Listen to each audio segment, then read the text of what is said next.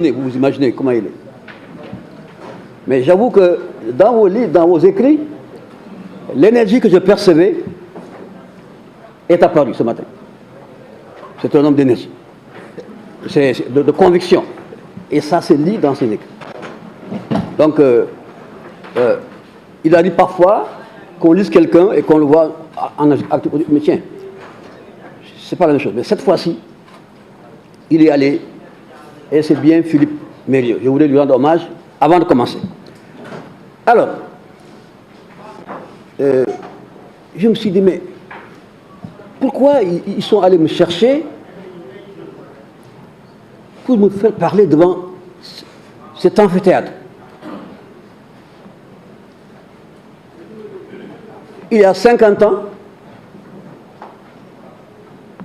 j'étais en première année à l'université. Et on a tenu des conférences dans cet amphi Kocc Barma Fall. On a vu défiler des personnes engagées dans la réflexion. On a discuté de la libération de l'Afrique australe à l'époque. Angola, Soweto. On a rassemblé des habits pour envoyer en Namibie, dans cette salle. Donc, cet amphi est un amphi symbolique. On a reçu ici le cinéaste Ousmane Sembène, grand cinéaste, arraché à l'affection. Et il nous disait, parce qu'on était dans des postures révolutionnaires, il nous a dit, mais c'est bien la révolution, mais attends, mais pour vous, j'ai craint. Vos voitures, vos villas, vous attendent. C'est le piège qu'on va vous tendre. Et quand je regarde, je dis, mais quelle vision! Quelle vision! Alors ensuite, je me suis dit, ben, moi, j'étais sorti, j'avais fini mon grand voyage. Le grand voyage, c'est de l'école. Avec tout ce que le professeur vient de dire. Alors que vous avez un projet, on avait fait un projet pour vous, pour être un bon éleveur, garder les vaches. Brusquement, vous entrez à l'école pour un grand voyage.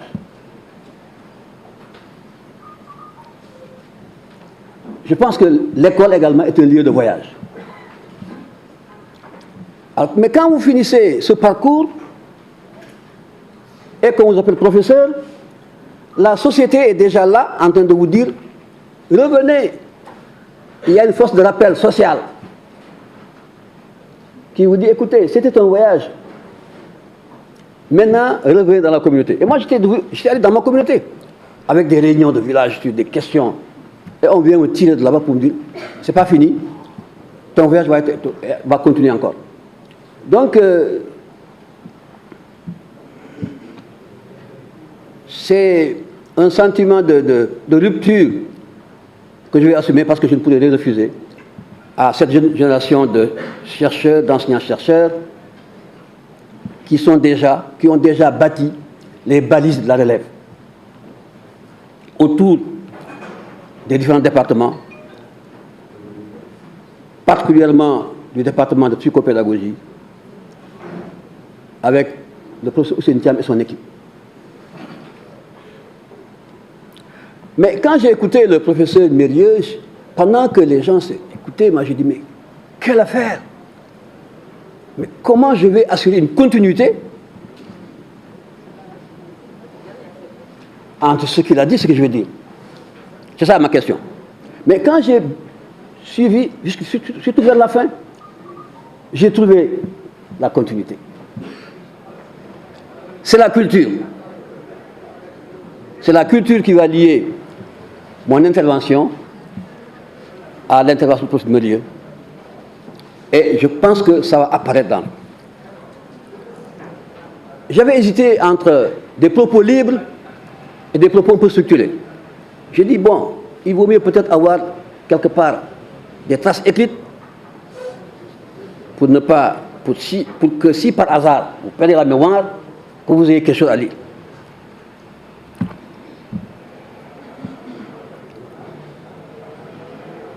Donc, je vais parler de mondialisation, multiculturalité et formation des enseignants.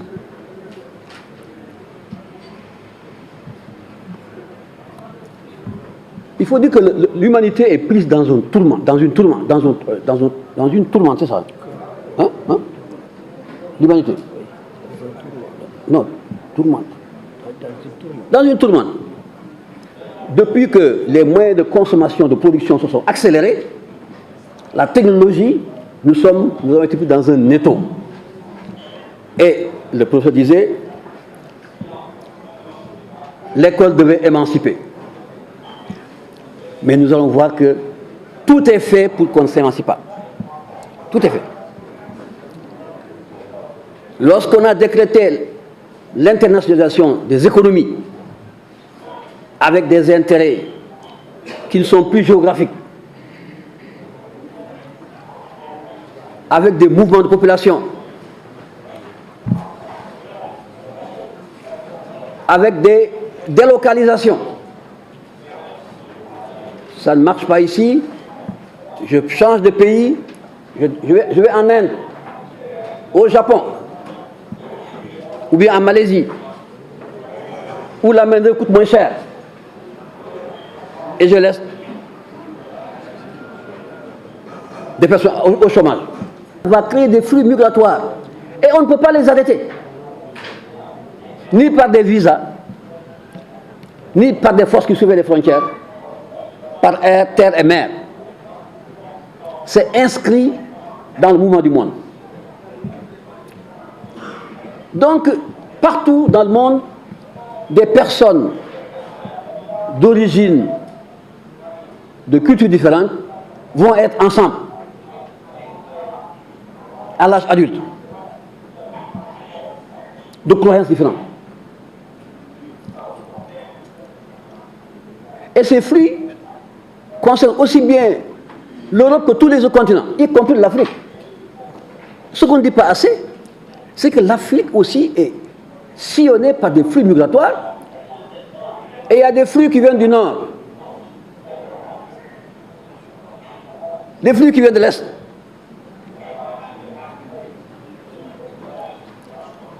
Ce qui fait qu'il y a assurément des économies mondiales. Et l'Afrique va jouer, malgré la faiblesse de son économie, la portion congrue de son économie, l'Afrique est dans le jeu du monde.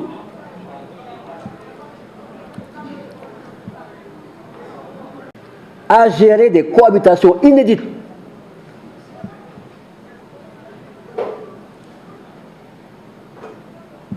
Moi, je viens du Nord. Ce que je connaissais, c'est les vaches, le chapeau, avec une certaine complicité, avec une culture de l'éleveur. Dans la salle, il y en a qui viennent de Burkina Faso, même si il y a des éleveurs, beaucoup d'ailleurs au Burkina Faso. Mais c'est pour dire que même dans cette salle, nous allons tout le temps être confrontés à des cohabitations inédites. Si chacun se disait ce qu'il fait, quelles sont ses valeurs, à la fin, qu'est-ce qu'il va faire? Il appelle une réunion à 200 km de Dakar, où il y a des questions culturelles, sociales, qui sont soulevées, qui n'ont rien à voir avec ce que nous faisons. Alors, c'est pourquoi nous disons qu'au XXIe siècle, les systèmes éducatifs sont interpellés. L'école est interpellée. Il faut préparer les nouvelles générations aux mutations sociales. Il ne faut pas les laisser dans cette illusion qui vont rester dans leur coin seuls. C'est terminé. Alors, les enseignants qui ont un rôle de prendre en charge les nouvelles générations, de les former, de les préparer à l'ouverture, ils sont interpellés. Les enseignants-chercheurs, les chercheurs en sciences d'éducation sont interpellés. Il y a des questions nouvelles qu'il faut prendre en charge. La formation des enseignants, nous sommes à la phase des enseignants, elle doit également faire comprendre qu'est-ce qui va arriver. Si nous prenons le cas de la Petite Côte, dans le Mour, mais il y a déjà cette société multiculturelle, avec des voisinages. Maintenant, dans la banlieue à Guédiawaye, vous croisez des Indiens. Comme ça, oui, ce sont nos voisins. Et ça va se poursuivre. Donc, je voulais surtout mettre l'accent sur cette nouvelle donne. Et nous tenterons de montrer qu'il faut aller vers l'émergence d'une pédagogie culturelle, sinon multiculturelle, dans un contexte de mondialisation. Les systèmes éducatifs sont interpellés. Et je viens un peu amplifier cette interpellation, c'est-à-dire poser des questions sans peut-être donner des réponses. Nous considérons aujourd'hui, à côté des menaces liées au changement climatique, accélérant la mobilité des biens des personnes, le dialogue des cultures s'impose comme le cadre des cadres pour toutes les activités humaines, pour un monde de paix et de prospérité. Et j'ai bien entendu le message du représentant de l'AUF, cette question de paix et de prospérité. Quand nous avons pris, donc nous allons dire, bon, on peut rapidement, puisque n'étant pas un spécialiste de la mondialisation, j'ai dû emprunter rapidement quelques repères pour fixer un peu, avant d'en venir à la nécessité de cette pédagogie multiculturelle. Effectivement, aujourd'hui, nous assistons à des brassages jamais observés. L'Europe est très inquiète quand on voit tous les mouvements qui naissent et les politiques migratoires et l'émergence de certains partis politiques. L'Europe en fait un grand problème, les flux migratoires. Certains même parlent de remplacement. Je ne sais pas son nom. Parce que ce qui s'est passé, au-delà des flux migratoires, l'Europe elle-même, qui a acquis une unité culturelle à travers des siècles, mais l'Europe aussi est marquée par des particularités. Et si vous allez, vous rencontrez, vous allez en Belgique, c'est un petit pays, mais vous discutez avec un Wallon, avec un Flamand, et vous dites, mais c'est pas possible. Donc, cette mosaïque, ces mosaïques culturelles que l'on a souvent associées à l'Afrique, en parlant de tribus morcelées, mais c'est présent. Chaque fois que vous rencontrez un couple écossais, vous vous rendez compte? Un couple espagnol, ce n'est pas les mêmes habitudes, ce n'est pas les mêmes pratiques. Et donc, tant qu'il y avait la tension Est-Ouest, on a parlé du monde libre. Alors que ça cachait des disparités et des conflits latents. La première fois que j'ai soulevé cette idée, c'était à Florence, en Italie, en 1991. Il y avait un colloque sur école et société multiculturelle. Et dès l'instant que le mur de Berlin est tombé, toutes les particularités se sont mises à s'exprimer. De grands pays se sont sabordés en devenant de pays. Donc cette question-là, elle était là, latente. Et aujourd'hui, je crois que c'est un défi important que de prendre conscience que ceci. Donc l'Europe, c'est clair, ils ont une histoire, ils ont une cohésion à travers, forgée par des situations parfois conflictuelles, parfois des tragédies qui sont encore restés vivaces, qui ont laissé des traces. Mais cette unité macroscopique, comme je l'appelle, ne semble pas avoir réussi à occulter des différences culturelles locales qui sont souvent déterminantes. Vous savez que quelqu'un qui est habitué à aller à l'église de son village, il y a toute une culture, il y a des sentiments autour de ces rencontres-là, qu'il ne rencontre pas avec, même s'il est en France. D'ailleurs, chacun se dit, moi je suis de telle ville, je suis lyonnais. Donc, prenons en compte les nuances qu'il y a entre les populations, même quand on pense qu'elles sont soudées. C'est le cas du Sénégal aussi. Je vais revenir sur l'Afrique. Donc, l'élargissement de l'Europe, l'Union européenne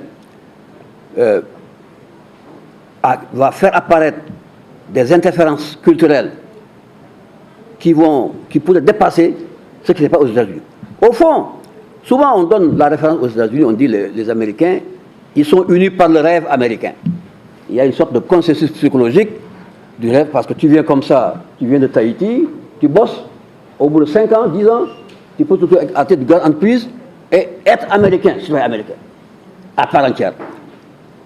Malheureusement, comme la nature, chasser la nature, il revient au galop, les 20 dernières années ont montré qu'aux États-Unis, il y avait une unité de façade, il y avait des consensus, mais ce n'était pas un consensus Black Matters.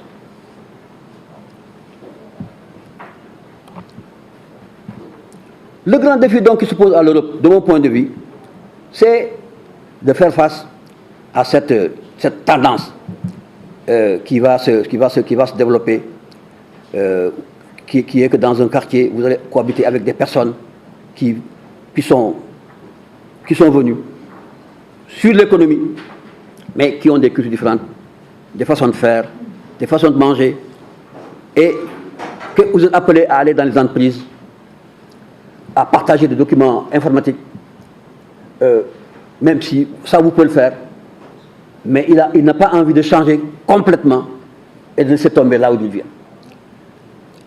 Le système de production dominé par le mode de production, les profits, la compétitivité,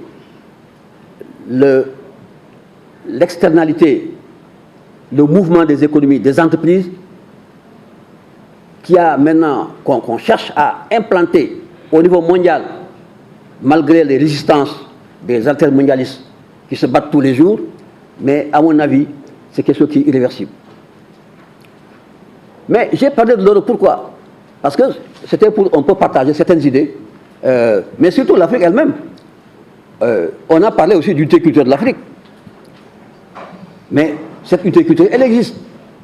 Elle a été utilisée à un moment donné, en termes idéologiques, mais il y a les effets du temps et de l'expérience et du vécu, qui fait que, même dans un pays comme le Sénégal, il peut se trouver des personnes qui ont des différences culturelles, qui peuvent entrer en conflit, parce que les mots n'ont pas le même sens. Et c'est toute la problématique de la violence au Sénégal. Nous allons donc voir que malgré la colonie Sénégal, la colonie Soudan, eh bien, les expériences différentes font apparaître des spécificités qu'il faut prendre en compte. Et c'est l'enseignement, c'est l'école qui est en face de cette société en mutation.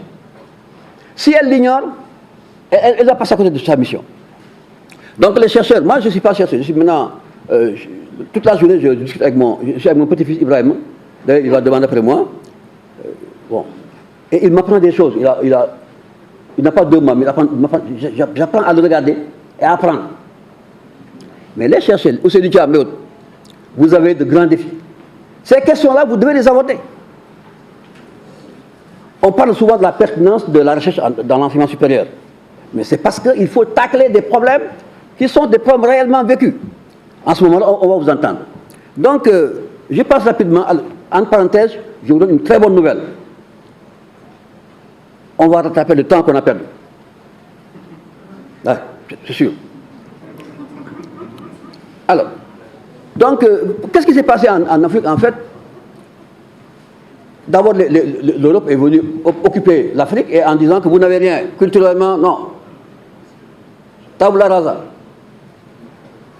Et donc, le premier combat des leaders africains, c'était de dire non, mais on a une culture.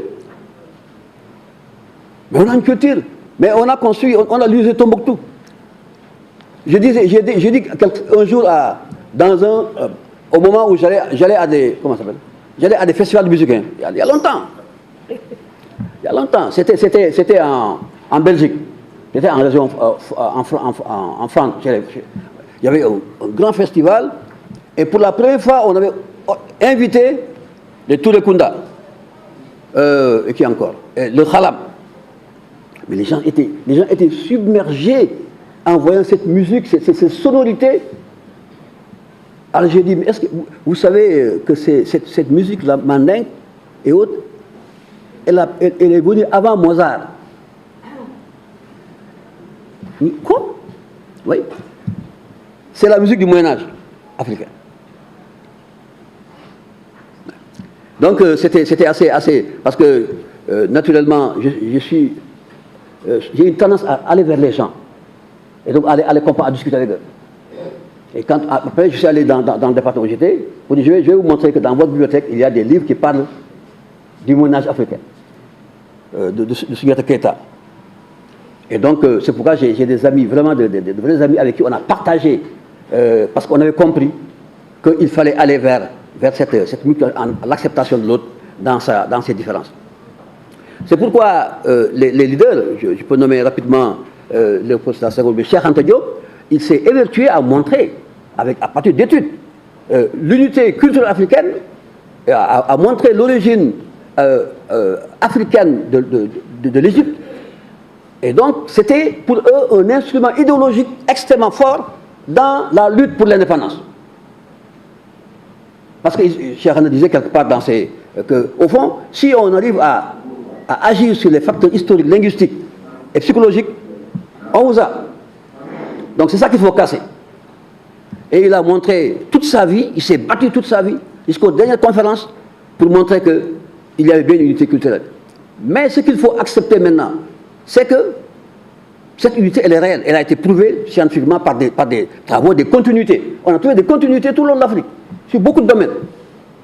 Jusqu'au Rwanda. Je vous donne un exemple. Quand je suis allé au Burundi, j'ai demandé, on me dit, toi, vous n'êtes pas sénégalais. Vous êtes burundais. Non, je suis sénégalais. Ah, comment ils comptent? Je ne sais pas s'il y a un burundais ici qui me l'appelle. Ils disent Limoré. Limoré en pulaar, ça veut dire l'unité. Une unité. Limoré. Je dis quoi? Il dit, mais quand on dit deux, ils disent Kabiri. Le peuple, il dit Didi.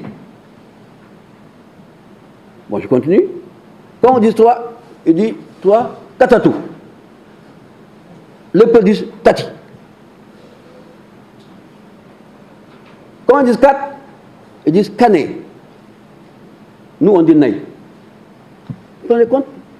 Du Sénégal au Burundi. Donc, effectivement, ça c'était uniquement un exemple, mais si Aboubakar Moussalam était là, si les grands experts étaient là, ils auraient pu monter avec une forte queue, effectivement. Mais ce qu'il faut dire aujourd'hui, c'est que malgré tout, il faut tenir compte de ce que les sédimentations provoquées par l'histoire et les pratiques et l'expérience. Ça reste. Ce que les gens ont vécu. Dans un même pays, les populations qui sont au bord de la mer, qui ont rencontré les colons, les premiers, qui ont vécu avec eux pendant des années, mais ils ont été façonnés, ils ont même eu des façons de voir qui diffèrent de ceux qui sont au nord, qui sont restés en marge. Et dès qu'ils entrent en contact, cette question-là, elle apparaît. Je crois, vous pouvez le voir dans tous les pays, les grandes capitales qui sont au bord de la mer, ceux qui sont nés, qui ont habité pendant au moins un siècle, il y a des différences culturelles du fait qu'ils ont vécu différemment. Parce que l'expérience également façonne la culture. Mais heureusement que la conscience historique, comme le voulait Cheikh Anta, commence à prendre forme. La linguistique vient éclairer la question des langues en Afrique, et il y a effectivement des conditions pour une renaissance culturelle, politique, économique de l'Afrique. Bon, je passe sur ça, parce que c'est exactement ce que j'ai développé. Cheikh Anta, effectivement, il a élevé le débat au niveau scientifique pour dire qu'il ne suffit pas de déclarer que nous sommes comme ça, il faut aller faire de la recherche, aller dans les congrès, faire des communications, rencontrer les grands penseurs et partager ces idées pour modifier les visions.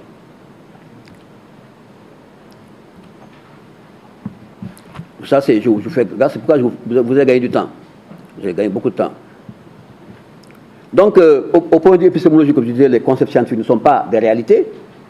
Ce sont des constructions, des outils de pensée construits par les chercheurs pour comprendre quelque chose de complexe. Ainsi, ne nous fions pas aveuglément, comme dit le professeur, aux mots que l'on utilise. Il faut aller au-delà des mots, il faut mettre le sens. Parce qu'effectivement, la question du sens, revient. Je pense que si on peut résumer l'école, on va dire l'école, c'est le livre vraiment du sens. On cherche à donner du sens. Et c'est ça qui différencie de certains systèmes de formation où parfois le sens n'est pas discuté. C'est-à-dire qu'on ne nous permet pas de dire quelque chose, d'apporter quelque chose, donc de vous développer vous-même. Si nous sommes d'accord que la mondialisation a créé des flux migratoires, que de plus en plus on va être ensemble avec des gens avec qui nous n'avons pas la même culture, la même histoire, les mêmes valeurs. Alors, quelles sont les conditions pour que cette logique des dialogues, quelles sont les conditions pour que cette logique émerge, puisse prendre forme? Parce qu'il y a des batailles contre la mondialisation, mais je ne suis pas sûr qu'elle est en train de s'estomper, la bulle. Elle va s'amplifier, elle va prendre des formes nouvelles, elle va se complexifier, parce que c'est également de la stratégie. C'est pourquoi nous devons nous préparer à vivre un monde avec des cultures différentes. Le Sénégalais, il a cette capacité-là de dire, quand il comprend, il dit, je comprends, donc je réagis. Alors, mais j'ai dit, mais finalement, heureusement que je n'ai pas mon problème. Il y a des personnes qui en ont fait un scandale, ceux qui viennent pour la première fois en Europe, que le directeur passe devant eux sans les saluer. C'est une question de culture. Ça ne veut rien dire, ça peut être négligé, non. Et puis après, on a fait la pause, on est allé jouer du tennis de table dans un local, on est allé au restaurant ensemble. Au restaurant, la secrétaire qui devait prendre les commandes, a dit, moi, je ne prends pas ça, je ne bois pas ça. Il dit, parfait. Il sert, on mange, on rigole. Il n'y a aucun problème. Donc c'est des choses qu'on a vécues. D'ailleurs, c'est ça qui m'a fait, qui fait que je me mets à cette question culturelle.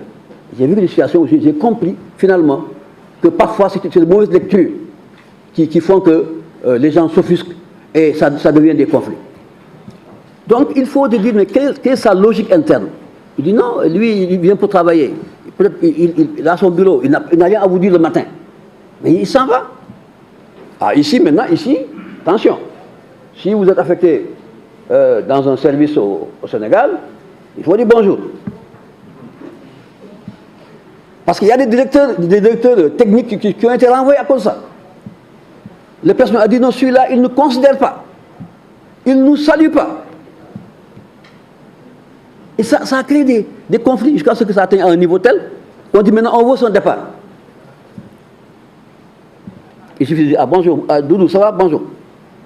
Donc, les questions culturelles sont tout le temps présentes dans nos activités. Et dire qu'il est possible, vraiment il est possible, et je crois que beaucoup d'entre nous ici ont fait ces expériences-là, il est possible de trouver des espaces de convergence entre cultures, dites différentes, au-delà des formes d'expression et des singularités. Et c'est à cela qu'invite. Et quel est le rôle qui va jouer ça? C'est l'école, actrice principale, qui va créer les conditions de la gestion des brassages parmi d'autres cultures. Mais l'école n'est pas seule. Au passage, là je passe rapidement, il y a le pouvoir politique, les communautés, parce que parfois, les communautés peuvent être des facilitatrices ou bien peuvent s'opposer à cette question de dialogue culturel. Tellement il y a des questions de relativité qu'elles n'arrivent pas à percevoir, tellement elles sont restées dans leur communauté. La presse n'en parle pas. Je ne vais pas parler de la presse elle est là. Félicitations, je vous remercie. Vous faites des reportages, c'est bien. Bon, mais attention quand même, hein, parce que le micro qui sort, il peut créer des dégâts. Hein. Et il y a d'autres acteurs qui sont plus ou moins, disons, souterrains, qui également passent. Mais je m'intéresse à l'école particulièrement. L'école va contribuer à l'émergence de cette dialogue de culture. D'abord par les contenus et les méthodes. Les contenus et les méthodes.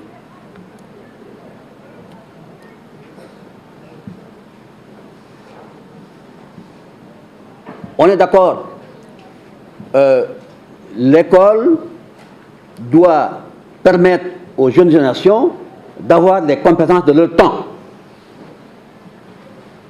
pour évoluer dans le temps. Donc, il y a un enseignement qui va viser la qualité avec des standards, mais qui est capable également, de manière intelligente, de tenir compte du local. Parce qu'il y a un grand débat. On dit non, nous il faut les standards nationaux. Bon, d'accord, vous faites des standards nationaux, mais ça n'a pas d'impact. Parce que ça ne prend pas. Ça ne prend pas sur le réel, ça ne prend pas sur la localité. Et si vous formez quelqu'un au management des projets sans aborder la question culturelle, vous l'envoyez avec des moyens dans une région pour un projet, il va échouer. Il va échouer. À la première intervention dans le village, il aura fait tellement de gaffes dans la communication que les gens disent comme chez moi au Fouta, Mingalahen. Quand on vous dit au Fouta Mingalahen, prenez vos bagages. Ça veut dire qu'on n'est pas d'accord, point final. Et puis il n'y a plus de discussion. Uniquement sur des questions culturelles. Donc les contenus doivent être effectivement les compétences, mais les méthodes d'enseignement doivent s'appuyer sur une pédagogie culturelle, voire multiculturelle. C'est-à-dire que quand un formateur a une session de formation en France, en Suisse, avec des cadres africains venant de tous les horizons, il faut dire, mais j'ai en face de moi des gens qui ont des cultures différentes. C'est une variable qu'il doit intégrer.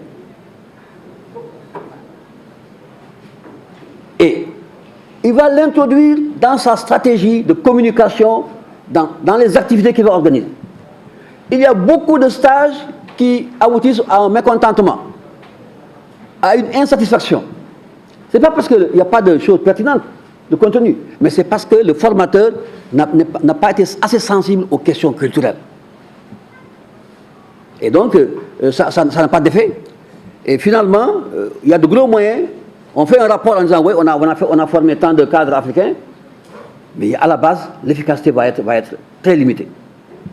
Donc, il faut, aussi bien sur les contenus que sur les méthodes, aborder la dimension culturelle. Pour cela, il faut déjà le mettre dans la formation des enseignants et la formation des formateurs. Je disais ici à des jeunes, quand on vous affecte dans un lycée de village, vous passez à côté d'un groupe de personnes âgées, il faut dire bonjour à ces personnes-là. Venez, dire bonjour. Parce que sinon, vous ne savez pas que ces personnes-là, s'ils décident que vous n'avez pas réussi votre passage ici, c'est fini, c'est fini. Et si vous dites, moi, je suis un professeur, j'ai été formé à la FASTEF. Donc, je sais ce que je fais. Mais tu oublies la culture. Vous allez passer à côté, vous allez commencer par avoir des conflits avec les élèves. Parce que vous empiétez sur leur culture. Vous n'avez pas à gérer la culture des élèves. Je sais que les Sénégalais, ils savent qu'il y a eu historiquement des choses qui ont été à l'origine de troubles graves et qui parfois étaient liées à des comportements de gestion de la culture des élèves des établissements. Et tout le village se lève pour dire que celui-là, il sort. On ne veut plus de lui. Malgré ses cours bien faits, il a échoué sur ça, parce que simplement, il a oublié la question culturelle. Donc, il y a deux questions au moins qu'on doit se poser. Et ça, je pose ça aux chercheurs. Moi, je n'en suis pas. Moi, maintenant, je vis ma vie de grand-père. Oui, chaque matin, quand ils vont à l'école, ils viennent, Mamboy. Après, comme ça, allez. C'est ça que je vis. Donc, Mamboy. Ils sont très fins. Quand ils veulent quelque chose de toi, ils disent Mamboy. Mamboy, c'est un terme affectif. Hein? Alors, donc, comment former des enseignants capables de prendre en charge des groupes d'élèves ou d'étudiants culturellement hétérogènes? Voilà la question pédagogique que je pose. Je vois Babacar Bitey qui me regarde. Ce sont des enseignants capables de concevoir et de conduire des situations d'enseignement ouvertes, sensibles aux différences culturelles, tout en étant finalisés vers la maîtrise de compétences citoyennes, scientifiques et techniques partagées. C'est le gros problème qu'on doit faire au niveau des enseignants. Il ne suffit pas de leur apprendre à préparer un cours, à exposer, à introduire, à amener le sujet. Préparons-les à intégrer aussi bien, parce que maintenant nous acceptons que l'enseignement repose sur l'élaboration de situations, problèmes à résoudre. Donc il faut, dans cette situation-là, introduire la question culturelle. Au moins, il faut les sensibiliser dans la formation. Je pense que l'enseignement de la psychopédagogie, qui sera abordé par Magou, va certainement avoir des répliques par rapport à ça. Deuxième, comment concilier l'exigence d'efficacité et de compétitivité des systèmes éducatifs modernes et la nécessité de préparer les apprenants à évoluer dans un environnement culturel et à s'engager dans le dialogue des cultures? Deuxième question. Il reviendra aux spécialistes, aux décideurs de voir comment intégrer. Et ce que je vois souvent, monsieur le ministre le rappelait tout à l'heure, qu'il y a eu beaucoup de rencontres au niveau du Sénégal, mais je ne sais pas si, mais je ne sais pas si,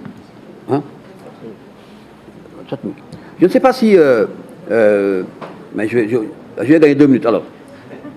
Je ne sais pas si, c'est plus encore. Oui, les vierges, bon. Alors, donc, formation des enseignants, base minimale de culture générale. Il faut un enseignant doit avoir une culture générale. Il faut des compétences en communication interpersonnelle. Il faut chercher des consensus sur tous les problèmes. Et il faut avoir des compétences en gestion de conflits.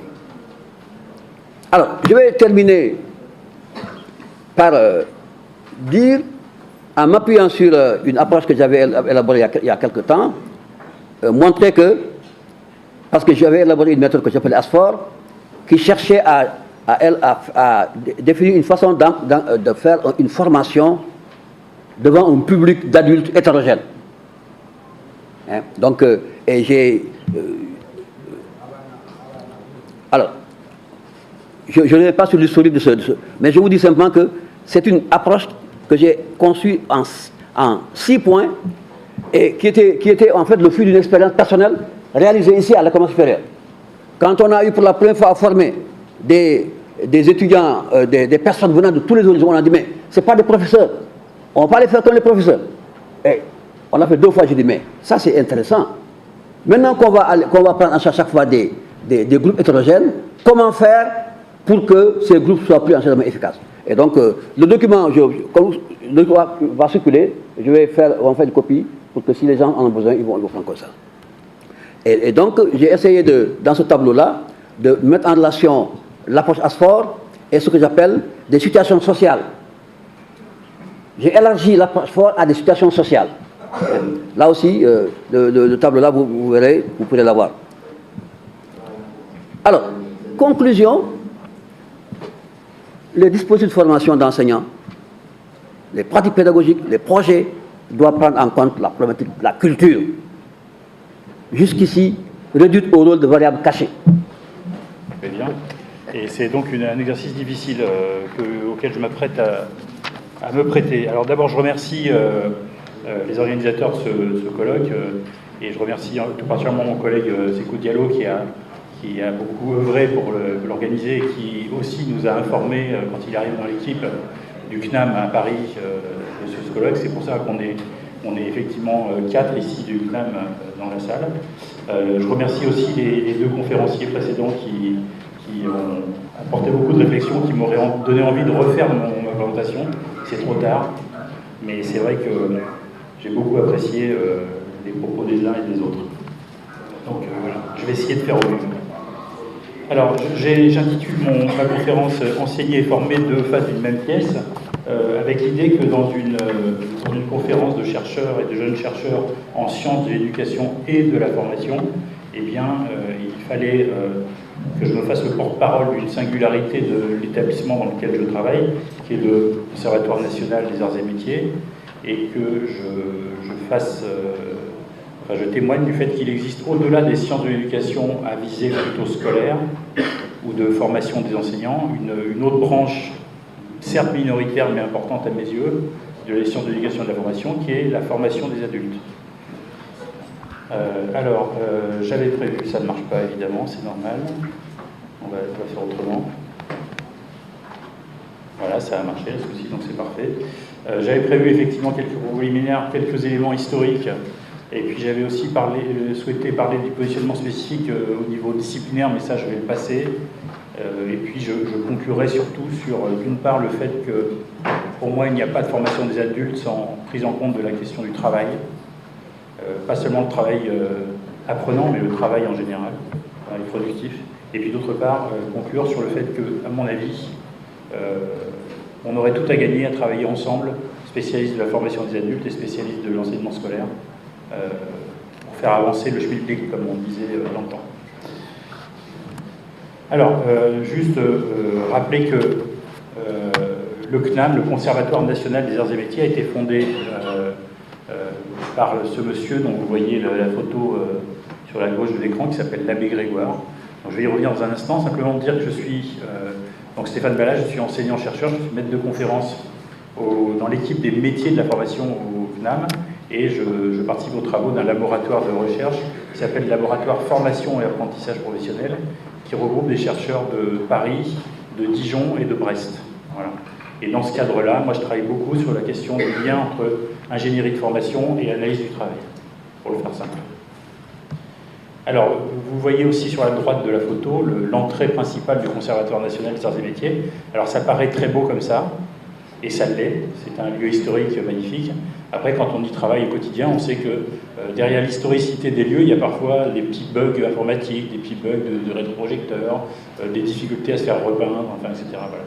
Quand on doit changer une fenêtre, il faut demander l'avis des monuments de France, etc., parce que c'est un lieu historique, et donc ça complique beaucoup les choses. Donc c'est très beau, pour y travailler, c'est pas forcément idéal, toujours. Alors, peut-être dire que l'abbé Grégoire, avant de revenir peut-être, je vais rester sur la photo de l'abbé Grégoire, j'ai quand même découvert quelque chose en préparant cette conférence, c'est que l'abbé Grégoire, c'est un ecclésiastique, hein, comme son nom l'indique, c'est un prêtre au départ qui est devenu ensuite évêque. C'est un ecclésiastique qui a plusieurs singularités. La première, c'est d'avoir été un des rares ecclésiastiques qui, au moment de la Révolution française, s'est rangé du côté du peuple, c'est-à-dire qu'on appelait le tiers-état à l'époque. Ça, c'est une première singularité. Une autre singularité, c'est que c'était vraiment un humaniste, quelqu'un qui combat l'injustice, qui prône le dialogue entre les religions, le dialogue entre les peuples. Alors évidemment, dans une vision de fin du XVIIIe siècle, donc c'est pas tout à fait celle qu'on aurait aujourd'hui. Et j'ai découvert aussi que, et je pense qu'à Dakar ça parle particulièrement, c'est un de ceux qui a voté la première loi le 4 février 1794, qui était la loi d'abolition de l'esclavage. L'abolition de l'esclavage qui a été rétablie, enfin qui a été dénoncée ensuite en 1804 par Napoléon Bonaparte. Mais bon, c'était une première tentative. Parmi ses grandes œuvres, l'abbé Grégoire, il a fondé donc en 1794 le CNAM, le Conservatoire national des arts et métiers, et il l'a fait en disant qu'il voulait participer à perfectionner l'industrie nationale. C'est pour ça qu'il l'a fait. Alors moi, je tire de ce grand homme et de son œuvre trois principes. Le premier, c'est que, et ça fait des échos évidemment qui sont entendus ce matin, qu'à travers le savoir, ce que l'on vise, en fait, c'est l'émancipation de l'homme, le fait de faire grandir l'homme. La deuxième chose, c'est que le savoir doit être utile pour agir, pour construire, pour produire.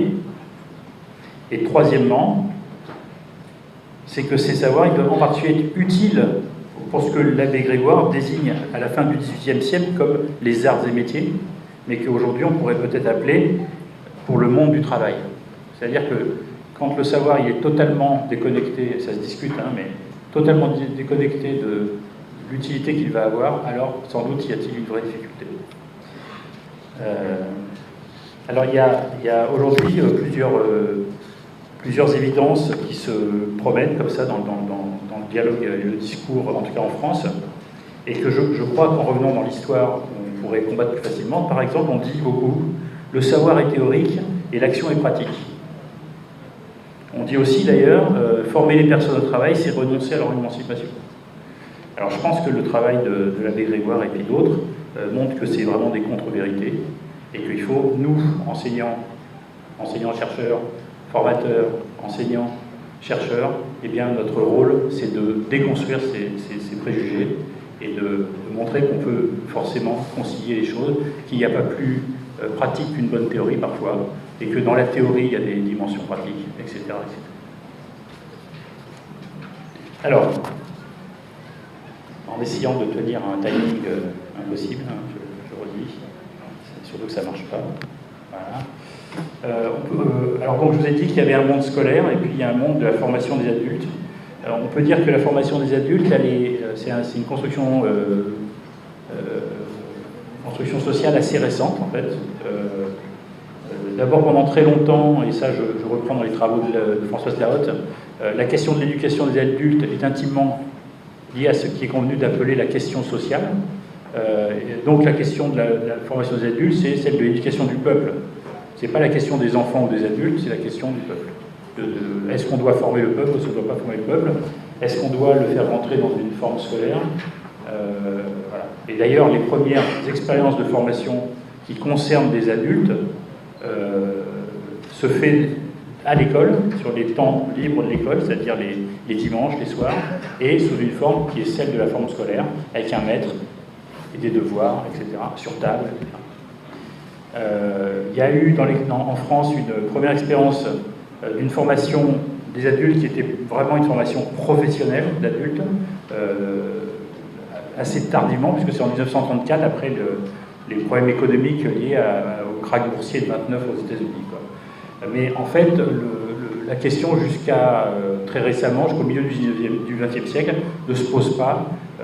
On se forme à un métier quand on est très jeune, on se forme à un métier par une corporation, et le système de formation des adultes, ça n'existe pas. Une autre origine à la création de cette figure du formateur d'adultes, c'est les mouvements d'éducation populaire, qui eux ont une autre visée, qui est celle d'émanciper et de travailler sur la citoyenneté des populations. Quelques éléments vont modifier les choses à partir des années 50-60.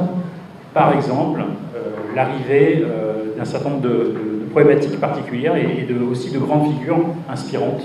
Et là, la personne que vous voyez sur l'écran, c'est Bertrand Schwartz, qui est nommé, je ne sais plus, en 54, quelque chose comme ça, directeur des mines à Nancy, et prend en charge en fait un enjeu qui est majeur. Pour vous situer, Nancy, c'est dans l'est de la France, et c'est un endroit où il y avait des un bassin minier, René en parlera mieux que moi, mais autour on récupère du charbon dans ces mines, et avec la chute du prix du charbon, et puis voilà, les mines ferment progressivement, et donc il y a tout un bassin de population qui se retrouve sans travail, et avec une vraie difficulté. Et donc Bertrand Schwartz, il s'empare totalement de cette question-là, et il construit un certain nombre de modèles où, par exemple, il indique qu'il ne faut pas prendre en charge l'insertion professionnelle ou la réinsertion professionnelle simplement du point de vue professionnel, mais il faut essayer de traiter l'ensemble des questions. Alors c'est comme ça que sont créées, par exemple, les missions locales en France, des choses comme ça. Mais c'est aussi un lieu où, à travers des structures comme par exemple le QCES, eh bien, il y a l'idée d'une conciliation des enjeux économiques et des enjeux humanistes. C'est-à-dire qu'on peut penser la réinsertion des gens sans pour autant abandonner la dimension de développement personnel, etc. ce modèle développé dans ces projets OPUSES produit quelque chose, une germination absolument incroyable de personnes qui seront dans la suite pratiquement 80% des chercheurs importants en sciences de l'éducation en France, dont une bonne partie vont arriver au CNAM. Alors vous voyez de haut en bas et de gauche à droite Pierre Caspar, qui a été le premier directeur de la chaire de formation des adultes du CNAM et le fondateur de la revue Éducation permanente. Vous voyez un exemplaire en vert sur la droite. Claude Degon, qui a participé aussi aux travaux de l'équipe. Jean-Marie Barbier, dont on parlait avec Philippe Mérieux hier. Ou encore Guy Jobert, avec qui j'ai eu la chance de faire ma thèse. Parmi plein d'autres qui ont participé au travail de cette... Guy Jobert étant le successeur de Pierre Caspar à la tête de l'équipe et de la revue Éducation permanente. Alors, si je poursuis, donc ces gens-là, ils font partie des gens, pas les seuls, mais ils font partie des gens qui ont porté et construit et structuré une autre vision de la formation des adultes. Plus exactement, de l'invention d'une formation des adultes d'une certaine façon. Et l'invention de la formation des adultes, elle est aussi arrivée. Je suis désolé de le faire à la hache. J'ai un document de 15 pages que je mettrai en archive ouverte, j'envoierai le lien pour y accéder. Mais à la hache, ça donne ça. C'est concomitamment à la construction de la figure du formateur des adultes qu'il y a l'invention d'une forme de structuration, de rationalisation de la manière de travailler pour les formateurs d'adultes qu'on a appelé l'ingénierie de formation. Alors l'ingénierie de formation, elle s'est construite sur l'idée que quand on veut former des adultes, eh bien, il faut prendre en compte leurs besoins en particulier, pour donc faire un diagnostic des enjeux particuliers. Quand on est enseignant dans le scolaire, on ne se pose pas la question. Les élèves, ils sont là, de façon évidente. Quand on est invité à faire une formation dans une entreprise, eh bien, il faut diagnostiquer précisément quels sont les besoins réels. Et donc, ça amène à une structuration progressive du travail du formateur, qui n'est plus un formateur animateur, qui devient un formateur concepteur, avec des démarches qu'on a appelées d'ingénierie de formation, avec l'idée qu'il y aurait une forme de rationalité pour faire face à la complexité aléatoire, avec une présomption d'efficience, puisque en France en particulier, je ne sais pas si c'est le cas au Sénégal, mais en France, l'ingénieur, c'est une figure très impressionnante, c'est un technocrate, voilà, c'est un sachant, et donc se faire appeler ingénieur de formation, tout de suite, ça donne une valeur à ce qu'on fait. Il faut reconnaître que, même si ça a beaucoup apporté, ce modèle d'ingénierie de formation, il y a aussi une forme d'escroquerie à penser qu'on va tout prévoir d'avance. La réalité, et vous le savez tous, puisque vous êtes tous confrontés avec le public, c'est qu'on peut tout prévoir, mais on n'a jamais de séance qui se passe sans incident, sans inattendu. Il faut toujours s'adapter. Donc voilà. Autre et dernier élément par rapport à la fabrication de la figure du formateur d'adulte, tout un courant de pensée autour de ce qu'on a appelé l'andragogie. Alors je pense que certains connaissent ça par cœur, d'autres pas du tout. L'idée de l'andragogie, c'est que la pédagogie vient du mot grec pédos, l'enfant, et que donc parler de pédagogie pour des adultes, il y a quelque chose qui ne va pas. Donc utilisons plutôt un terme qui désigne l'homme, et on dit andros, l'homme. Sauf que c'est juste un petit détail, mais andros, l'homme, en grec, c'est l'homme de genre masculin. Hein? Alors bon, c'est peut-être pas très grave à l'époque où on en parle, mais aujourd'hui, je pense que c'est plus important de se rappeler que c'est pas andros qu'il faudrait dire, mais anthropogogie. Voilà. Alors, je passe très rapidement, mais par exemple, il y a un chercheur, Michael Knoll, qui a formulé certains principes, certains grands principes de l'andragogie, mais pour vous les résumer très rapidement, en gros, un adulte, il ne va pas apprendre s'il ne sait pas pourquoi il apprend, s'il n'est pas impliqué dans ce qu'il apprend, s'il ne peut pas agir sur ce qu'il apprend, s'il ne peut donc pas participer à une co-construction de l'apprentissage, etc. etc. Ça revient tout à fait, ça fait des échos très nets avec ce que Philippe Mérieux disait tout à l'heure, en disant qu'on n'apprend que si on pense trouver du sens à ce qu'on fait. Alors, je vais passer sur cette troisième partie qui n'est pas utile. Rappeler simplement qu'au CNAM, non seulement on a des grandes figures de la formation des adultes, mais on a aussi un certain nombre d'autres figures. Alors, de haut en bas et de gauche à droite, Jacques Leplat, psychologue, fondateur de l'ergonomie, un des grands fondateurs de l'ergonomie de langue française, qui est aujourd'hui à 102 ans, toujours chercheur au CNAM. Alors on le voit de moins en moins souvent, malheureusement, Mais jusqu'à il y a 2-3 ans, il participait aux travaux des équipes, il venait sur les conférences, etc. Il continuait à faire des fiches de lecture, voilà. Qui est un homme d'une incroyable simplicité en plus. Voilà. Christophe Dejour, qui n'a pas tout à fait le même profil psychologique, mais qui est aussi quelqu'un d'important, qui a créé la psychodynamique du travail, et qui est un des chercheurs qui a mis en évidence les questions de souffrance au travail et de psychopathologie, donc c'est quand même quelqu'un de très important, avec une approche très psychanalytique. Yves Clos, au centre, qui lui, psychologue aussi, philosophe de formation, a fondé l'approche en psychologie du travail de la clinique de l'activité. Et enfin, Alain Wissner, qui est aussi un chercheur très important au CNAM, puisqu'il a été aussi responsable de l'équipe d'ergonomie, et il a fait beaucoup de travaux, et en particulier il a fait beaucoup de travaux sur le développement et le déploiement des projets dans les pays africains, au passage. Simplement pour dire que ces chercheurs qui on côtoie au quotidien, d'une certaine façon. Merci. Non, j'ai pas fini, c'est que je dis merci pour là-haut. Ces chercheurs que l'on côtoie au quotidien, ils nous ont appris plein de choses, mais en particulier, ils nous ont appris un truc, c'est qu'il ne faut pas confondre la question de l'emploi et la question du travail. Et je crois que c'est vraiment essentiel. L'emploi, c'est la relation contractuelle entre un employeur et un salarié. C'est l'employeur qui achète, d'une certaine façon, une force de travail que doit produire le salarié. Et en contrepartie, il va lui offrir un traitement, un salaire. Ça, c'est l'emploi. Et le travail, c'est pas ça du tout. Le travail, c'est évidemment, historiquement, c'est aussi la souffrance. Le travail, ça vient de tripalium, je ne vous le refais pas. Le tripalium, c'est un trépied sur lequel on torturait les gens. C'est pas terrible. Mais le travail, c'est aussi un lieu de transformation du monde et de construction personnelle. Ce que Hannah Arendt nomme the work et labor. Labor, c'est plutôt ce qui effectivement fait souffrir, et work, c'est l'œuvre, dont on parlait aussi tout à l'heure. Vous voyez qu'il y a des liens qui se font. Et donc, penser la question de la formation, souvent on nous dit la formation, elle doit régler les problèmes de travail, mais en fait, quand les politiques nous disent ça, ils se trompent. Ils nous disent qu'il faut régler les problèmes d'emploi. En France, à un moment donné, il y a 5 millions de chômeurs, des millions de chômeurs de jeunes, etc. Alors ils nous disent la formation doit répondre aux problèmes de travail. Non, elle doit répondre aux problèmes d'emploi. Et pour répondre aux problèmes d'emploi, peut-être qu'il faut former mieux les gens et les former mieux justement à travailler. Donc vous voyez, il y a un point de vue, il y a un choix de cible qui est complètement différent.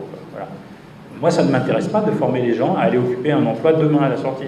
Ça ne m'intéresse pas parce que si je fais ça, à ce moment-là, dans 2 ans, ils vont être licenciés et il faudra qu'ils se reforment parce qu'ils ne seront pas adaptables. En revanche, si je les forme à travailler, alors peut-être que j'ai une chance qu'ils fassent une carrière. Donc le choix qui a été fait, qui est un choix vraiment essentiel au CNAM, c'est de dire que la formation, elle ne peut se faire qu'en lien avec la question du travail. Parce que le travail est un lieu de construction historique et culturelle de l'humanité, même si c'est aussi un lieu de souffrance parfois, voire de mise en danger de la santé. Toute démarche de formation pour adultes ou de jeunes adultes ne peut s'envisager qu'à partir d'une analyse des éléments caractéristiques des situations de travail vécues par les professionnels dans les métiers ciblés. Si vous voulez former un enseignant, il ne faut pas se contenter de ce que vous savez de l'enseignant. Il faut analyser les situations, et ça rejoint parfaitement les propos du professeur Sal, voilà, qui s'est construit sur la base d'une opposition que je n'ai pas eu le temps de montrer vraiment, mais une opposition avec la figure du professeur, puisque le professeur était le sachant, le formateur d'adultes était celui qui co-construisait, le professeur était celui qui apportait un regard de contrôle, le formateur était celui qui construisait des évaluations formatives, enfin, etc., etc. Aussi, c'est la question de la forme scolaire ou non scolaire. Voilà. Bon, est-ce qu'aujourd'hui, au XXIe siècle, c'est raisonnable de continuer à être dans cette opposition? Moi, je pense que non. Parce que, d'une part, les enjeux sociétaux de 2023 sont pas ceux de 1970. En particulier, je crois qu'il y a beaucoup de choses qui nous percutent aujourd'hui, en particulier les évolutions technologiques, qui induisent que, effectivement, on a le savoir à disposition dans la poche. On a un ordinateur 10 ou 20 ou 100 fois plus puissant que celui qui a permis de se poser sur la Lune, dans notre poche. Donc la question de l'accès au savoir, il est posé différemment aujourd'hui. On a, en tout cas en France, une hausse globale de la qualification de la population. Hein, en France, au début du XXe siècle, le premier diplôme professionnel, le CAP, était le diplôme qui était passé par quelques personnes et qui donnait à ces personnes le sentiment d'être une élite ouvrière. Aujourd'hui, en France, les gens qui passent le CAP sont les gens qui sont les rebuts du système éducatif. C'est-à-dire à qui on dit, bon allez, tu vas faire un CAP parce que tu peux rien faire d'autre. Vous voyez, donc en un siècle, il y a une évolution absolument incroyable. Il y a évidemment aussi, et c'est en lien évidemment, une complexification et une mutation profonde du travail. Alors je passe, hein, le numérique, les enjeux économiques, les enjeux environnementaux, peut-être une compréhension un peu plus fine des enjeux managériaux, etc., etc. Donc le rôle du formateur et des enseignants change. Je pense que c'est le même pour les deux. Leur rôle est d'équiper des individus, que ce soit des enfants ou des adultes, à affronter la complexité. L'enjeu dès lors n'est plus d'acquérir des savoirs, ou pas uniquement des savoirs, qui seront obsolètes demain, mais de donner aux personnes les moyens de lire les situations, d'en comprendre la logique, de s'ajuster et de se préserver, en un mot, de viser un développement humain durable. J'ai fait ça en 4 minutes 30. Merci beaucoup. Et je ne vais pas présenter de PowerPoint parce que je veux gagner vraiment du temps.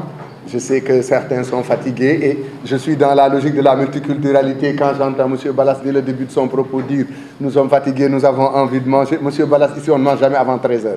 C'est toujours après 13h, ou peut-être on ne le fait même pas. Alors, très séduit par les différentes conférences de Philippe Mérieux, en passant par une question qu'a posée le doyen Cheikh Tidiane Sall. Tout à l'heure, il a parlé d'une pédagogie multiculturelle, disant comment former des enseignants capables de prendre en charge des groupes d'apprenants culturellement hétérogènes. Il a bien posé la question. Chez nous, il y a déjà un enseignement qui est appelé École et Société, qui brasse en grande partie, en fait, cette question-là. Je reviendrai également sur un des aspects de la conférence du professeur Mérieux, qui a été vraiment extraordinaire. C'est enseigner des savoirs pour faire grandir des personnes. Et cela va faire être à la fin, revenir vers la fin de mon speech dans une perspective nietzschéenne, parce que tout simplement nous considérons au sein de notre département que évidemment enseigner aujourd'hui plus qu'hier, c'est passer des ponts. L'enseignant est un passeur de ponts. Il est naturellement quelqu'un qui conduit d'un homme vers un autre, c'est-à-dire un homme qui, comme le dit Nietzsche, est placé au-dessus d'un pont ou sur un fil qui est au-dessus d'une rivière. Il est obligé de traverser parce que rester sur place ne sera pas possible. D'autant plus que nous sommes dans une société où nos apprenants aujourd'hui ne diffèrent pas grandement des apprenants qu'on trouve en France ou ailleurs. Ils sont tous dans le même moule de la multiculturalité parce qu'ils sont tous connectés à Internet. Donc mon propos passera d'abord par une rapide étude de l'évolution de l'ENS vers la FASTEF. Ensuite, je parlerai d'une problématique dans laquelle je brasserai beaucoup de textes, mais assez rapidement, bien entendu, et quelques considérations que j'emprunterai à certains. Je ferai une présentation du département de psychopédagogie, naturellement, en parlant de ses missions dans un premier temps, ensuite de ses enseignants, et enfin de ses enseignements, bien entendu. Je ferai une vision sur les perceptions que les formés, je veux dire les étudiants en fond de formation, comme les enseignants qui sont sur le terrain, ont des enseignements qui sont dispensés au département de psychopédagogie, avant de finir par quelques recommandations pour conclure. Voilà, très bien. Je reviendrai, je disais donc tout à l'heure que le passage de l'école normale supérieure vers la faculté des sciences et technologies de l'éducation et de la formation s'est fait en 2008 à la faveur en fait d'une grande réforme au sein de l'université qui était la réforme en fait du système LMD. L'université est passée d'un système dit classique traditionnel vers un système dit de licence, master, doctorat. Et l'école normale supérieure réformée par ce décret 2008 est devenue la faculté des sciences et technologies de l'éducation et de la formation, où maintenant, désormais, les étudiants sont formés et reçoivent des diplômes, comme dans toutes les facultés de l'université Cheikh Anta Diop, des licences, des masters et pourquoi pas même des doctorats. Et à côté de cela, il y a les formations purement professionnalisantes, c'est-à-dire ce qu'on appelle chez nous le CASCM, le KM, certificat d'aptitude à l'enseignement moyen, certificat d'aptitude à l'enseignement des professeurs de collège, etc., et certificat d'aptitude à l'enseignement secondaire. Et donc, ce passage a été négocié difficilement au sein de l'école parce qu'il induisait naturellement une conséquence, c'est que les sortants de la FASTEF n'étaient plus, dès le départ, dès leur sortie donc, des fonctionnaires qui recevaient un salaire, mais devaient postuler pour pouvoir être embauchés par la fonction publique et même passer par d'autres canevas, devenir vacataires, ensuite contractuels, etc., avant de pouvoir devenir donc fonctionnaires. Alors, cette FASTEF a également, essentiellement 4 missions. 4, je dis bien. La première, c'est l'enseignement et la recherche dans les disciplines fondamentales des sciences de l'éducation et de la didactique. C'est ce que nous sommes en train de faire aujourd'hui. Deuxièmement, dispenser des formations en sciences de l'éducation à tous les cycles. Troisièmement, la formation initiale et continuée des enseignants et des formateurs et des inspecteurs de l'éducation nationale et des formateurs. La FASTEF forme les inspecteurs de l'éducation nationale, aussi bien en formation initiale considération-là. Et enfin, la production de matériel didactique. Et ça, c'est important, et je crois, je le dis sous le contrôle de M. Faye, c'est le gros goulot d'étranglement de la FASTEF aujourd'hui. C'est là où nous devons encore faire beaucoup d'efforts pour ne pas dire que nous n'avons encore rien fait. Alors, après cela, donc, j'ai abordé une problématique dans laquelle je suis passé par le journal McGill, journal de l'éducation, la revue des sciences d'éducation McGill, donc, avec la construction des compétences pour enseigner, un texte très intéressant, Building Teaching Competencies, de Thierry Pio, excusez-moi. Ensuite, je suis passé sur plusieurs choses, les textes de Baïdara Ndiaye, former des enseignants professionnels, sa thèse, et la notion de professionnalisation, former des enseignants efficaces, surtout avec les théories qui ont été développées sur les notions d'efficacité interne, externe, etc., et systématisées ici par Feu Amidou Nakuzon Sall, que nous n'oublierons jamais. Bien entendu, la question de la motivation et des innovations en situation pédagogique, aujourd'hui, c'est une question cruciale.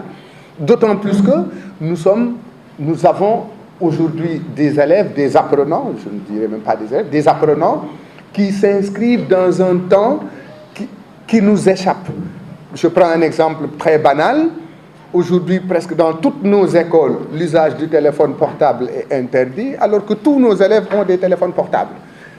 En vérité, c'est à la limite inintelligent d'interdire quelque chose dont on ne peut absolument rien, en face de laquelle on n'a aucune solution. Ce qui se passe réellement, c'est que nous avons été surpris par le surgissement brutal d'Internet, du téléphone portable, et l'école n'a pas encore apporté la réponse à cela. En plus de l'école, les adultes et ceux d'un certain âge, surtout d'ailleurs, parce que des fois, quand on travaille avec eux, certains vous disent « Ouh, moi, les trucs d'Internet, là, je ne sais pas trop. » Mais on n'y peut rien. On n'a pas le choix, pratiquement, aujourd'hui. Ensuite, bien sûr, j'ai abordé, en construisant, bien entendu, cette problématique, une notion essentielle, formée pour demain, dans une complexité. Et là aussi, non seulement je me fonde sur une conférence qui a été prononcée par le professeur Maritaounian, mathématicien, poète, etc., ici même d'ailleurs, la conférence récente du professeur Souleymane Bachir Diagne, formée pour demain, parce que nous ne formons pas aujourd'hui, bien entendu les théories de M. Philippe Mérieux sur la pédagogie différenciée, c'est là aussi important, d'autant plus que dans nos contextes multiculturels et multilinguistiques, nous sommes tenus, et le doyen Sall le rappelait tout à l'heure, de tenir compte en fait de ces différences-là, sur lesquelles je vais revenir un tout petit peu, un tout vraiment petit peu. Hein. Je me suis intéressé également à des textes comme le paquet, parce que le paquet parle de la formation des enseignants et dit clairement ceci: les enseignants sont le premier intrant pour une école de qualité. Donc, il faut des enseignants bien formés. En plus du paquet, il y a bien entendu un texte qui est pratiquement, le doyen Mathiam le dit, la Bible de l'éducation nationale, la loi 91-22, qui parle beaucoup également de la formation des enseignants. Et toutes les concertations qui ont été organisées par l'État du Sénégal et le gouvernement autour, en fait, de l'école, profitant des fois des crises successives qui ont fait qu'on a organisé des concertations, etc., et dans lesquelles il a beaucoup été question de la formation des enseignants. Et tout cela, bien entendu, pourquoi? C'est un peu pour retomber sur un truc. Tous les enseignants, le département de psychopédagogie a cette spécificité qu'il partage peut-être dans une certaine mesure avec les cours de législation scolaire. Tous les enseignants du moyen et du secondaire passent par le département de psychopédagogie. Ça veut dire que c'est un département transversal où sont installées des compétences professionnelles plus qu'académiques. Quand je dis plus qu'académiques, je veux dire qu'il ne s'agit pas seulement des compétences qui sont installées par les départements classiques, départements de français, de mathématiques, etc. Mais on y enseigne, en plus des savoirs à enseigner, les savoirs pour enseigner. Je crois que la différence est intéressante. Et de ce point de vue-là, pour revenir un peu à ce que dit McGill, à ce que dit Thierry Piot, excusez-moi, il s'agit d'une rationalisation d'une activité. Et Thierry Piot dit simplement ceci: la rationalisation de l'activité d'enseigner, plus globalement la rationalisation du monde scolaire, induite par sa proximité inédite avec les exigences et la logique de la sphère économique, devient une réalité quotidienne. L'école apparaît plus faiblement lisible en même temps qu'elle ne se montre ni performante ni plus juste au sens d'un accès socialement. Autrement dit, nous sommes dans une gestion en fait d'équilibrisme. L'école est aujourd'hui obligée de gérer des équilibres de toutes sortes. Parce que si certains pensent que l'école doit être au service du monde culturel, naturel, du monde économique, excusez-moi, l'école quand même doit rester le lieu de l'humanisme, de la transmission des idées qui ont fait le monde et qui vont continuer sans aucun doute à faire le monde. Les savoirs académiques formels acquis par l'étude, notamment à l'université en formation professionnelle, ce sont des savoirs à enseigner, mais aussi des savoirs pour enseigner, d'une part, liés à la mise en scène logique et raisonnée des contenus d'enseignement dans la classe. Évidemment, ici je fais la classe en tant que distinction didactique, professeur Mérieux, et d'autre part lié au maintien de l'ordre scolaire, d'un climat et d'une organisation de classe propice à la mobilisation cognitive des élèves. Aujourd'hui, lorsque nous faisons cours, l'une des questions qui revient le plus souvent, et je le dis sous le contrôle des collègues du département, c'est la question de la mobilisation et de la motivation des élèves. Beaucoup d'élèves professeurs sont convaincus qu'il y a des élèves qui ne sont pas du tout motivés pour suivre certains cours.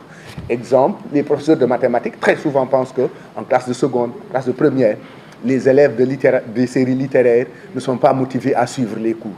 Pourtant, nous arrachons tous les jours à leur montrer qu'en vérité, la motivation doit être suscitée par le prof.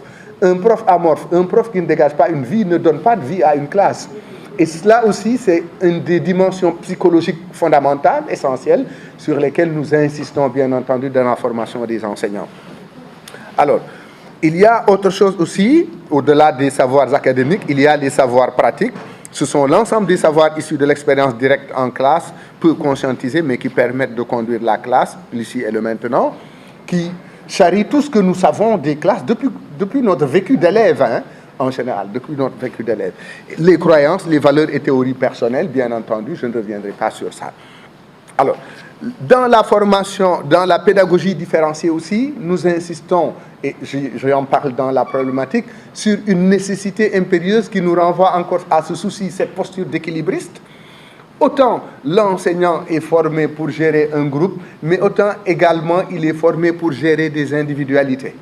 Autrement dit, et le professeur Mérieux l'a dit de manière très éloquente, les parties ne constituent pas, les différentes parties, chacune des parties, la somme des différentes parties ne constitue pas le tout.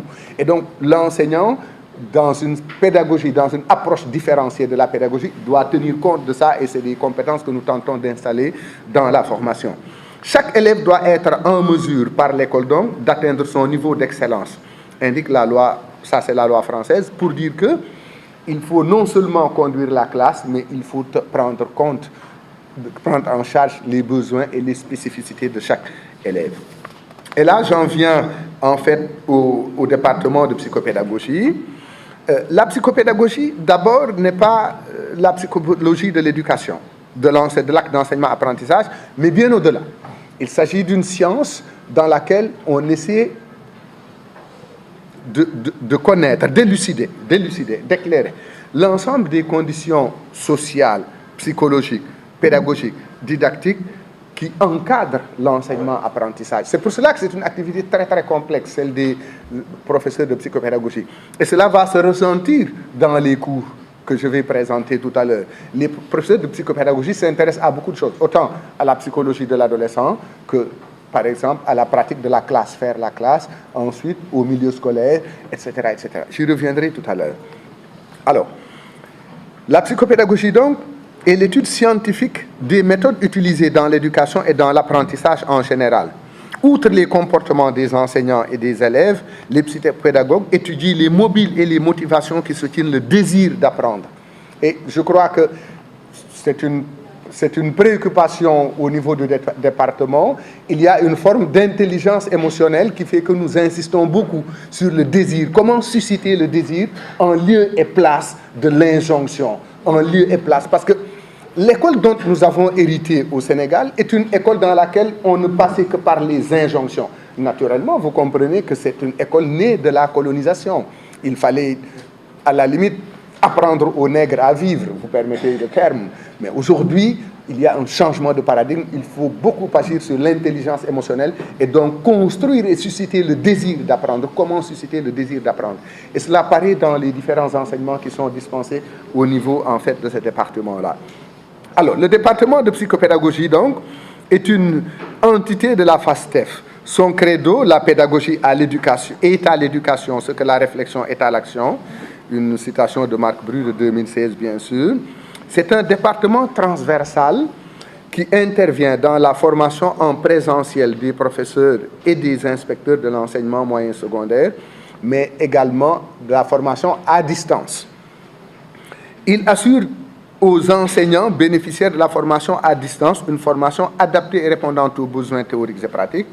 Il répond aux sollicitations de renforcement de capacités en participant à la conception d'ingénierie de formation et à leur mise en œuvre. Ça, c'est important.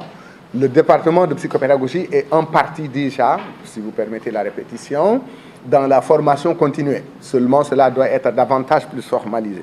Les unités d'enseignement du département sont la psychopédagogie, la communication en situation d'enseignement et apprentissage, la préparation au métier d'enseignant, l'immersion en milieu social, la recherche en éducation. Ces unités d'enseignement constituent en fait des éléments essentiels qui sont déclinés en différents éléments constitutifs. Les futurs enseignants, inspecteurs de spécialité et bénéficiaires de cette formation, à qui cette formation offre des connaissances et des compétences liées à l'apprentissage, à l'enseignement et à la connaissance même du système éducatif. Alors, avant d'en venir aux différents enseignements, les compétences qui sont développées, les compétences de l'enseignant. Et parlant des compétences de l'enseignant, je me suis inspiré de plusieurs sources. Mais naturellement, il y a non seulement deux tendances dans les sources, des sources assez psychologisantes, pour ne pas dire psychologiques, et d'autres sources qui sont plus professionnelles. Mais aujourd'hui, pourquoi depuis peut-être la fin des années 2000, disons vers 2008, la formation des enseignants a pris un virage qui est plus professionnalisant, et cela m'a permis d'emprunter en fait à Pernou, Philippe Pernou, des compétences qu'il définit et qui sont moins psychologisantes, naturelles, de mon point de vue. Et dans ces différentes compétences, Pernou cite 10.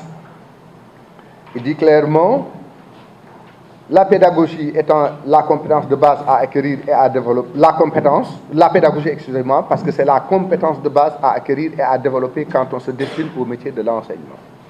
Avoir de la pédagogie. Nous pouvons revenir sur cette question qui est assez large. Qu'est-ce que ça veut dire avoir de la pédagogie? Être pédagogue, etc. Le sens de l'organisation. C'est important. Un bon enseignant, c'est également quelqu'un qui développe des capacités d'organisation. La créativité. La créativité, parce que comme je l'ai dit, l'enseignant est sollicité à tout moment. Il doit prendre des décisions à tout moment. Et il doit faire preuve de créativité également pour motiver ses apprenants à tout moment. Le sens de l'écoute, bien entendu, parce que c'est quelqu'un qui est obligé de parler. Et nous disons souvent, empruntant une certaine sagesse de chez nous, qu'avant d'apprendre à parler, il faut d'abord apprendre à écouter. Et c'est important, développer le sens de l'écoute, et surtout parce que On ne vient pas en classe pour soi, on vient en classe pour ses élèves.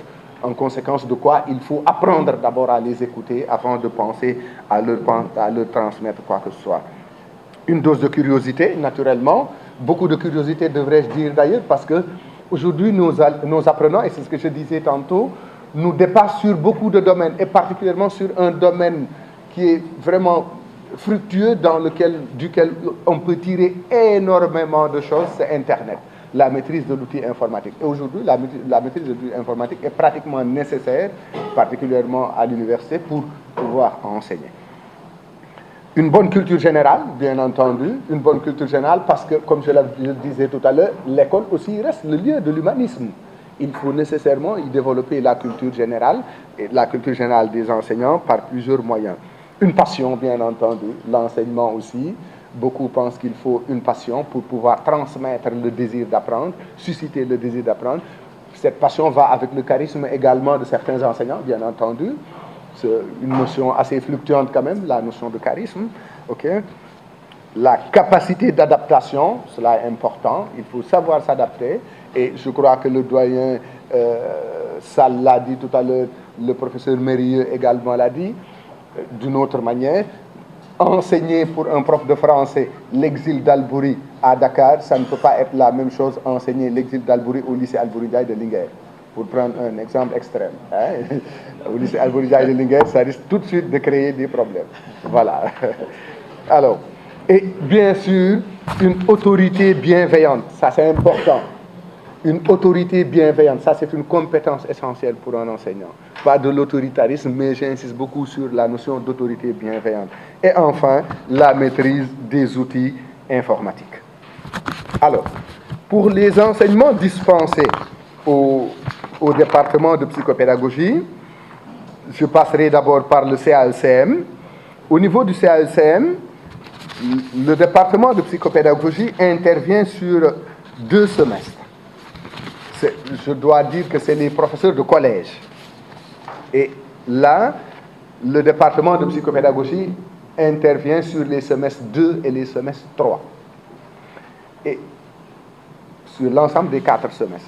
Et sur l'ensemble des 4 semestres, donc, au semestre 2, il dispense 3 enseignements, introduction à la psychopédagogie et aux systèmes éducatifs. Ensuite, place et rôle de l'école dans la société et courants et modèles pédagogiques. Et cet enseignement est sanctionné par un ensemble de 6 crédits sur les 30 du 3e semestre, donc 20% des crédits.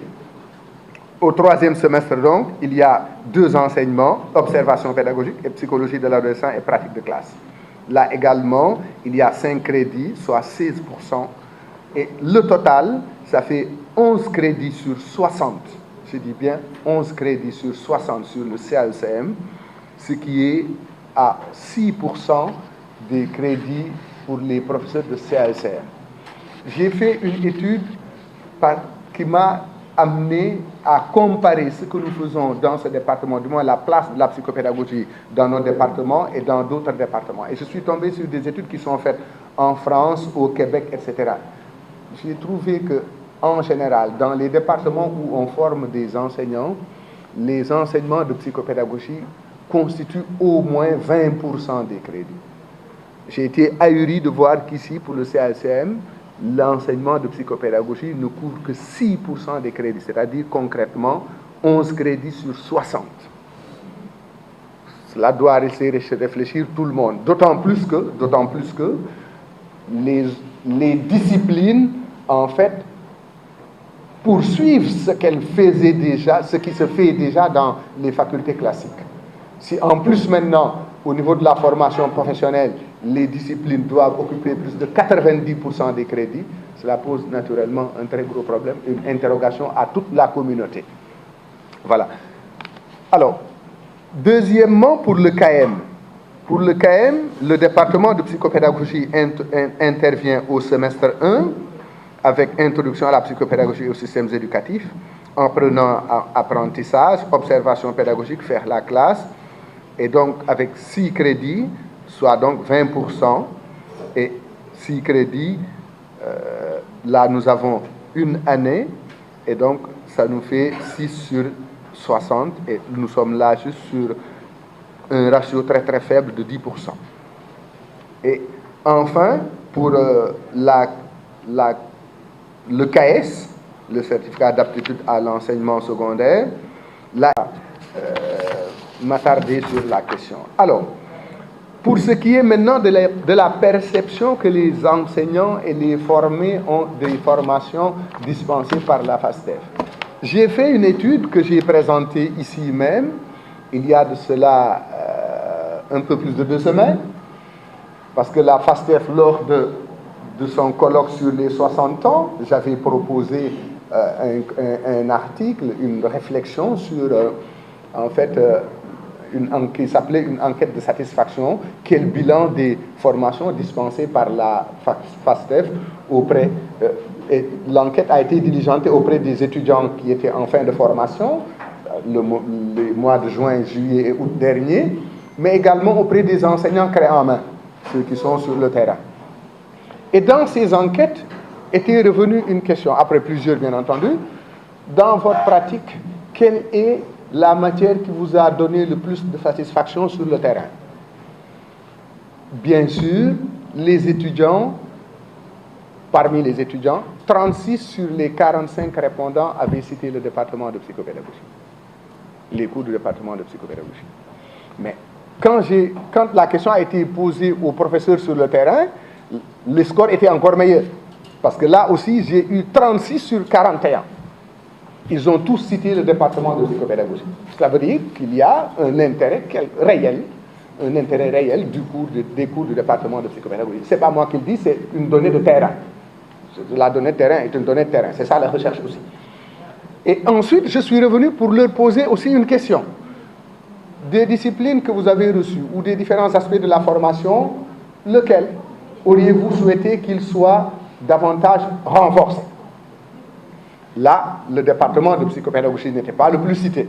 Naturellement, le plus cité, c'était la formation à l'informatique et aux outils informatiques. Mais dans la classe des 3 qui venaient après, il y avait également les enseignements de psychopédagogie. Ça veut dire qu'il y a un souci réel au niveau des formés et un intérêt en même temps qui fait qu'ils sont demandeurs des enseignements qui sont dispensés par le département de psychopédagogie. Je pense que c'est une donnée dont il faudra tenir compte, aussi bien dans la faculté qu'ailleurs. Nos collègues qui sont dans d'autres facultés également, dans lesquelles ils forment des enseignants, je pense à l'UVS, mais surtout à l'Université Gaston Berger, c'est une donnée également qui pourrait les intéresser maintenant et plus tard même dans leur comment dirais-je, dans leur projet de formation. Alors, quelques recommandations. Les recommandations, il y en a plusieurs, mais je vais en citer au moins 3. L'une des plus préoccupantes, qui ne concerne pas seulement le département de psychopédagogie, mais tous les départements de la FASTEF, c'est de se battre dans la construction d'outils didactiques et de manuels scolaires. Ça fait partie des missions essentielles de la FASTEF, et là, il n'y a rien.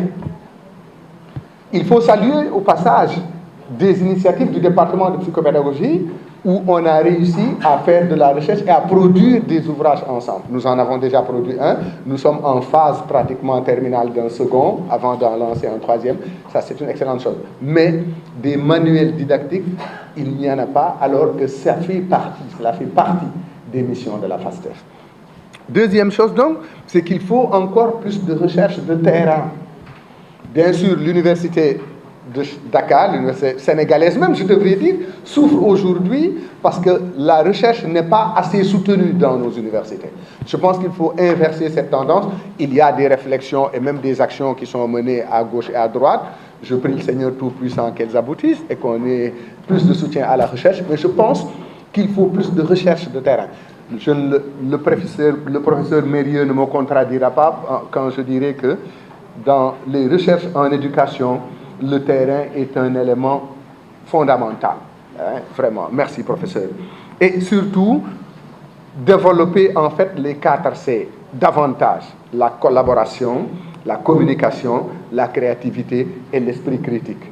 Et ça s'adresse à toute une communauté, celle de la FASTEF, parce que nous sommes ensemble dans la même barque. Et je pense que nous devons davantage veiller à ça. D'autant plus que, comme je l'ai dit tout à l'heure, des départements faisant office de locomotive sont là, comme celui de psychopédagogie. Je crois avoir pris trop de votre temps. Écouter est difficile, mais merci de m'avoir écouté votre temps. Merci. Alors, j'ai fait une remarque sur la première présentation et une question pour la dernière. Il y a un aspect qui a attiré mon attention sur la première présentation du professeur Mériot concernant les œuvres humaines. Je pense que ça repose la pertinence de l'intégration dans la formation des enseignants, l'histoire et l'épistémologie des sciences, pour ne pas dire des disciplines. Parce qu'au-delà de discourir sur le fait qu'il faut donner maintenant du sens au contenu, au savoir, je pense qu'il faut aussi créer surtout les conditions qui vont permettre aux élèves de mettre du sens à ce qu'on leur présente. On peut donner du sens, ou bien croire donner du sens au savoir, alors que les élèves ne mettent pas du sens au savoir. Et je pense qu'au niveau de la formation des enseignants, pour ce que je connais en tout cas ici à la FASTEF, en SVT par exemple, c'est une discipline qui est enseignée, mais ça n'existe plus. C'était avec le professeur Walter Pigaille, et je pense que depuis sa disparition, ce module n'est plus enseigné au niveau de la formation initiale des enseignants en SVT. Je n'ose pas dire que c'est la même chose pour tous les départements, mais je le vois. Que dans certains départements de la FASTEF, il y a le module d'épistémologie et histoire de la discipline. Je pense que c'est extrêmement important pour que non seulement les enseignants eux-mêmes puissent savoir pourquoi ils sont attirés par cette discipline-là depuis qu'ils étaient élèves, mais maintenant, étant enseignants, permettre aux élèves aussi de comprendre pourquoi ils sont plus, par exemple, attirés par l'histoire, la géographie que la biologie. C'est extrêmement important. La question, c'est, sur la dernière présentation, ça rejoint un peu l'évaluation. Ce n'est pas parce que je m'intéresse à ce domaine, mais au niveau des disciplines enseignées par les départements et enseignées au niveau du département de psychopédagogie, est-ce que le professeur Bailly, vous avez essayé de voir les disciplines qui sont à la fois données dans ces deux départements? Je prends l'exemple de l'évaluation des apprentissages.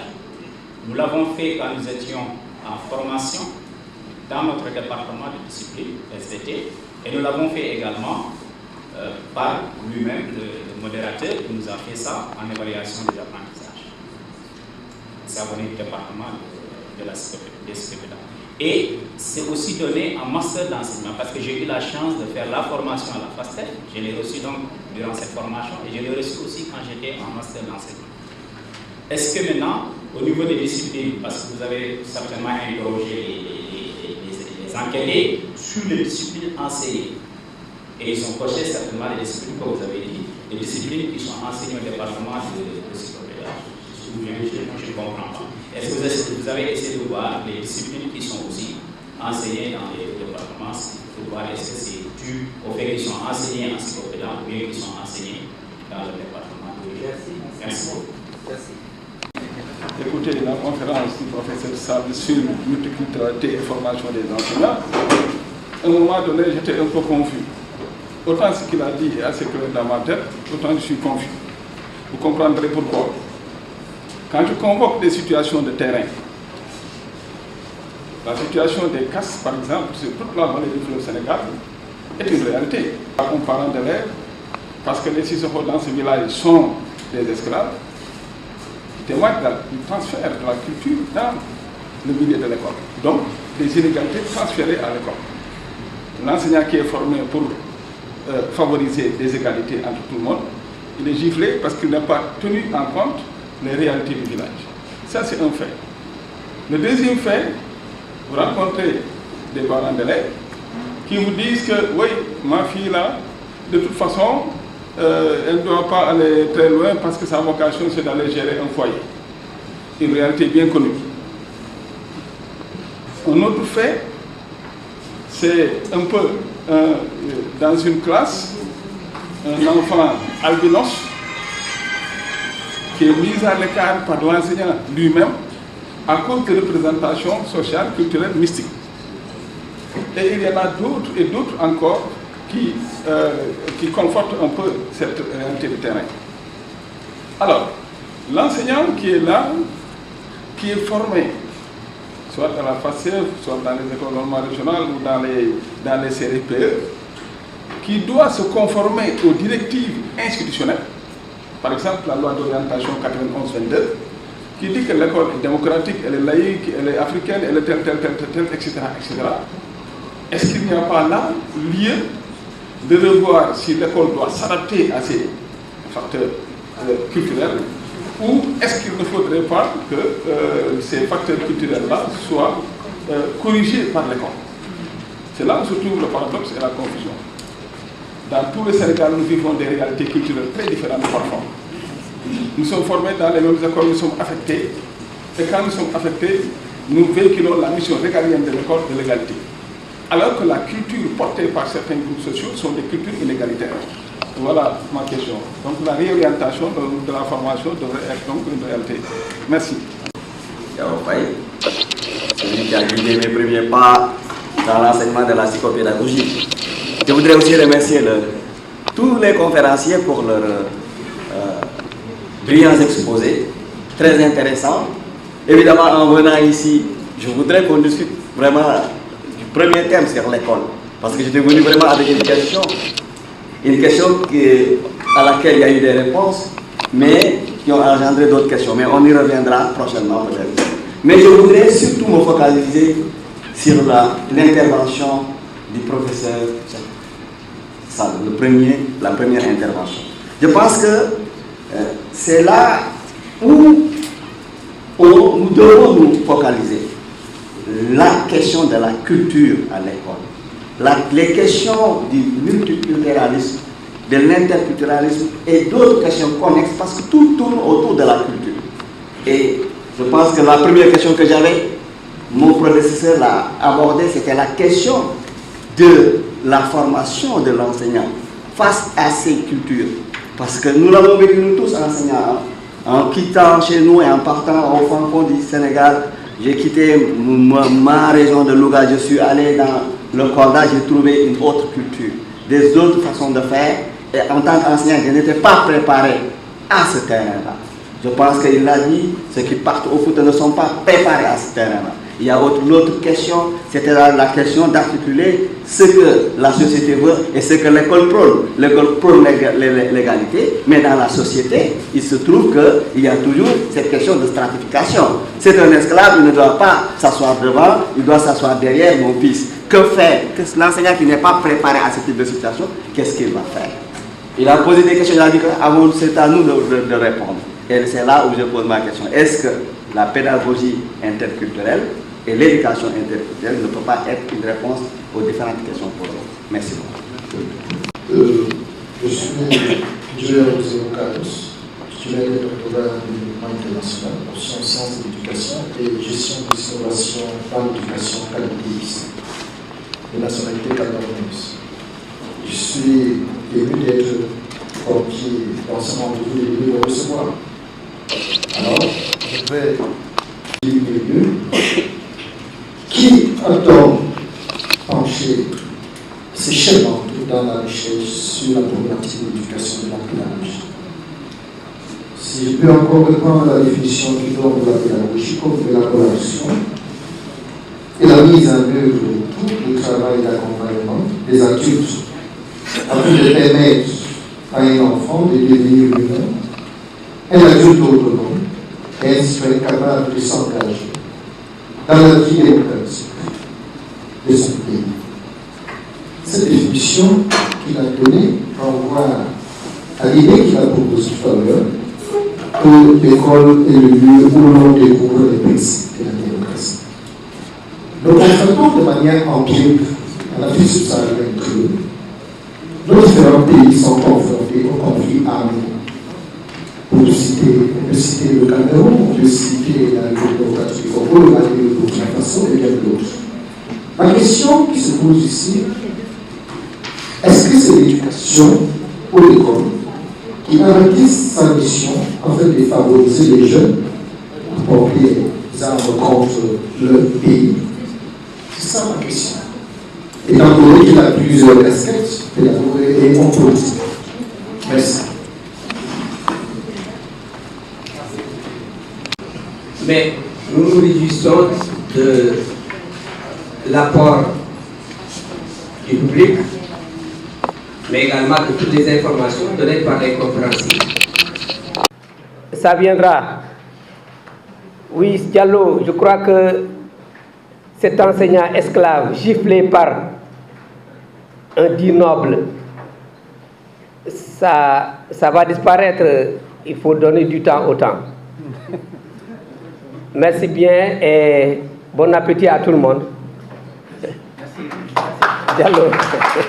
Voilà. Alors, merci beaucoup, monsieur le modérateur. Diao Faye, notre doyen.